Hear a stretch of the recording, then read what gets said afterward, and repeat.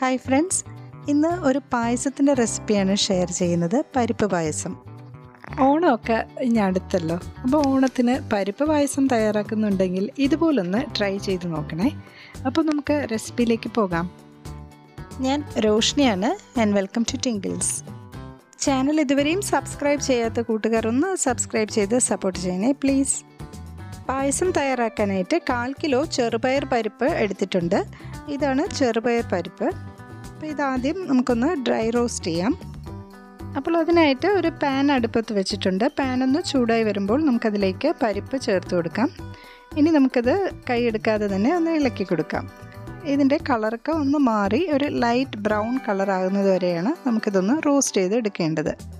ഇപ്പോൾ നോക്കൂ, പരിപ്പിൻ്റെ കളറൊക്കെ ഒന്ന് ചേഞ്ചായി വന്നിട്ടുണ്ട്. ഇത് മതിയാവും. അപ്പോൾ ചെറുതായിട്ടൊന്ന് ലൈറ്റ് ബ്രൗൺ കളറായാൽ മതി.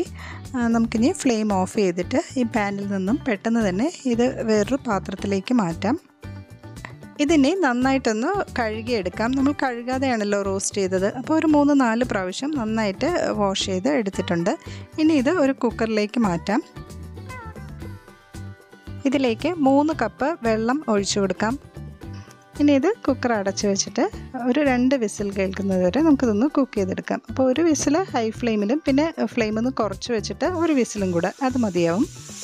അങ്ങനെ നമുക്കിതൊന്ന് കുക്ക് ചെയ്തെടുക്കാം. ഇനി 1/4 കിലോ പരിപ്പിന് ആവശ്യമായ ശർക്കര കൂടെ മെൽറ്റ് ചെയ്തെടുക്കാം. 350 മുതൽ 400 ഗ്രാം വരെ ശർക്കര എടുക്കാം. ഞാനിവിടെ 400 ഗ്രാം ശർക്കര എടുത്തിട്ടുണ്ട്. അതിലേക്ക് 1.5 ഗ്ലാസ് വെള്ളം കൂടെ ഒഴിച്ചിട്ട് മീഡിയം ഫ്ലെയിമിൽ വെച്ച് ഒന്ന് മെൽറ്റ് ചെയ്തെടുക്കാം. ഇനി നമ്മുടെ പായസത്തിന് ആവശ്യമായ തേങ്ങാപ്പാൽ കൂടെ റെഡിയാക്കി വെക്കാം. 2 മീഡിയം സൈസ് തേങ്ങയാണ് അതിനായിട്ട് എടുത്തിട്ടുള്ളത്. ആദ്യം കുറച്ച് തേങ്ങ ഇട്ടിട്ട് 1/2 ഗ്ലാസ് ചെറു ചൂടുവെള്ളം ഒഴിച്ചിട്ട് ഒന്ന് അടിച്ചെടുക്കാം.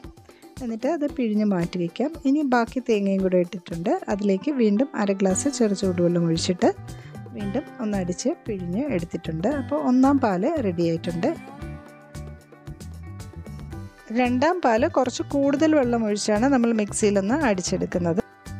ഏകദേശം ഒരു 4.5 കപ്പ് 2-ാം പാല് എടുത്തു വെച്ചിട്ടുണ്ട്. ഇനി കുക്കറിലെ പ്രഷറൊക്കെ പോയിട്ടുണ്ട്. നമുക്കൊന്ന് തുറന്ന് നോക്കാം. പരിപ്പ് നന്നായിട്ട് വെന്ത് വന്നിട്ടുണ്ട്. നമ്മൾ 2 വിസിലാണ് ഇട്ടത്. ഇനി വെന്തില്ല എന്ന് തോന്നുകയാണെങ്കിൽ കുറച്ച് നേരം കൂടെ തുറന്ന് വെച്ചൊന്ന് കുക്ക് ചെയ്തെടുത്താലും മതി. എന്നിട്ട് ഇതുപോലെ തവി കൊണ്ട് നന്നായിട്ടൊന്ന് ഉടച്ചു കൊടുക്കണം. അപ്പോൾ ശർക്കര ചേർക്കുന്നതിന് മുമ്പേ തന്നെ പരിപ്പ് നന്നായിട്ട് വെന്തിട്ടുണ്ടെന്ന് ഉറപ്പ് വരുത്തണം. ഓക്കെ, ഇനി ഈ വെന്ത പരിപ്പ് നമ്മളൊരു ഉരുളിയിലേക്ക് മാറ്റിയിട്ടുണ്ട്. ഇതിപ്പോൾ കുറച്ച് ലൂസായിട്ടാണ് ഇരിക്കുന്നത്. ഒരു 5 മിനിറ്റ് ഹൈ ഫ്ലെയിമിൽ വെച്ച് നമുക്കിതൊന്ന് ഇളക്കി കൊടുക്കാം. ഇപ്പോൾ ഇത് കുറച്ചൊന്ന് വറ്റി വന്നിട്ടുണ്ട്. ഇതിലേക്ക് ഇനി നമുക്ക് തയ്യാറാക്കി വെച്ചിട്ടുള്ള ശർക്കരപ്പാനി ഒഴിച്ചു കൊടുക്കാം. ശർക്കരപ്പാനി അരിച്ച് എടുത്ത് വെച്ചിട്ടുള്ളതാണ്. അതുകൂടെ ചേർത്ത് കൊടുക്കാം. അപ്പോൾ ശർക്കരപ്പാനി അത്രയും ഒഴിച്ചിട്ടുണ്ട്. ഇനി ഹൈ ഫ്ലെയിമിൽ വെച്ച് ഇത് നമുക്കൊന്ന് കുക്ക് ചെയ്യാം. പരിപ്പ് ശർക്കരപ്പാനിയിൽ കിടന്നൊന്ന് മൂത്ത് വരണം. അപ്പോൾ ഒന്ന് തിളച്ച് തുടങ്ങിയിട്ടുണ്ട്. നല്ലതുപോലെ തിളച്ച് വന്നിട്ടുണ്ട്. ഇനി നമുക്ക് ഫ്ലെയിം ഒന്ന് മീഡിയത്തിലേക്ക് മാറ്റിയിട്ട് 2 ടേബിൾ സ്പൂൺ നെയ്യ് കൂടെ ഒഴിച്ചു കൊടുക്കാം. ഇനി ഇത് നന്നായിട്ട് വീണ്ടും ഒന്ന് കുറുകി വരണം. അതുവരെ നമുക്ക് മീഡിയം ഫ്ലെയിമിൽ വെച്ച് ഇടയ്ക്കിടയ്ക്ക് ഒന്ന് ഇളക്കി കൊടുത്താൽ മതിയാവും. ഇപ്പോൾ കണ്ടില്ലേ, കളറ് കുറച്ചുകൂടെ ഒന്ന് മാറിയിട്ടുണ്ട്. അപ്പോൾ ഇത് കുറുകി വരും തോറും ഇതിൻ്റെ കളറൊന്ന് ഡാർക്കായിട്ട് വന്നുകൊണ്ടിരിക്കും. ഇത് പരിപ്പ് ഈ ശർക്കരപ്പാനിയിൽ കിടന്ന് നല്ല മൂത്ത് വരുമ്പോഴാണ് നമ്മുടെ പായസം നല്ല ടേസ്റ്റായിട്ടിരിക്കുന്നത്. അപ്പോൾ ഇത് ക്ഷമയോടുകൂടി ചെയ്യേണ്ട ഒരു കാര്യമാണ്. ഇപ്പോൾ നന്നായിട്ടൊന്ന് കുറുകി വന്നിട്ടുണ്ട്. നമുക്കിതിലേക്ക് നമ്മൾ എടുത്തു വെച്ചിട്ടുള്ള 2-ാം പാല് ഫുള്ളായിട്ട് ഒഴിച്ചു കൊടുക്കാം. ഇത് ഏകദേശം ഒരു 4.5 കപ്പ് 2-ാം പാലുണ്ട്. ഇനി നന്നായിട്ടൊന്ന് മിക്സ് ചെയ്ത് കൊടുക്കാം. ഇനി ഇത് മീഡിയം ഫ്ലെയിമിൽ വെച്ച് നന്നായിട്ട് തിളച്ച് കുറുകി വരുന്നത് വരെ നമുക്ക് വെയിറ്റ് ചെയ്യാം. അപ്പോൾ ഇടയ്ക്കിടയ്ക്കൊന്ന് ഇളക്കി കൊടുത്താൽ മതി. ഇപ്പോൾ വീണ്ടും തിളച്ച് തുടങ്ങിയിട്ടുണ്ട്. ഒന്ന് കുറുകി വരട്ടെ. ഇനി ഒരു പാനിലേക്ക് 2 ടേബിൾ സ്പൂൺ നെയ്യ് ഒഴിച്ചു കൊടുത്തിട്ടുണ്ട്. നെയ്യ് ഒന്ന് ചൂടായി വരുമ്പോൾ അതിലേക്ക് 2 ടേബിൾ സ്പൂൺ തേങ്ങ ചെറുതായിട്ട് കട്ട് ചെയ്തതാണ് അതിട്ട് കൊടുക്കാം. അതൊന്ന് മൂത്ത് വരുമ്പോൾ കുറച്ച് കാഷ്യൂ നട്ട്സും പിന്നെ കിസ്മിസും കൂടെ ഇട്ട് ഒന്ന് ഫ്രൈ ചെയ്ത് വയ്ക്കാം. ഇപ്പോൾ നമ്മുടെ പായസം ഒന്നുകൂടെ ഒന്ന് കുറുകി വന്നിട്ടുണ്ട്. ഇനി നമുക്കിതിലേക്ക് ഏലക്ക പൊടിച്ചത്, ചുക്ക് പൊടിച്ചത്, വറുത്ത് പൊടിച്ച് ജീരകം ഇതെല്ലാം ഓരോ ടീസ്പൂൺ വീതം ചേർത്ത് കൊടുക്കാം.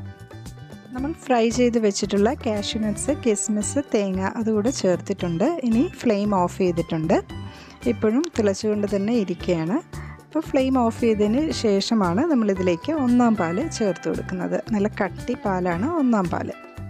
അപ്പോൾ രണ്ടാം പാൽ ഒഴിച്ചിട്ട് പായസം ഒന്ന് തിളച്ച് കുറുകി വന്നതിന് ശേഷം മാത്രമാണ് ഫ്ലെയിം ഓഫ് ചെയ്തിട്ട് നമ്മൾ ഒന്നാം പാൽ ഇതിലേക്ക് ചേർത്ത് കൊടുക്കുന്നത്. അപ്പോൾ പരിപ്പ് പായസം ഈ ഒരു കൺസിസ്റ്റൻസിയിലാണ് ഇരിക്കുന്നത്. ഇത് തണുത്ത് വരുമ്പോൾ നല്ല തിക്കായിട്ട് വരും.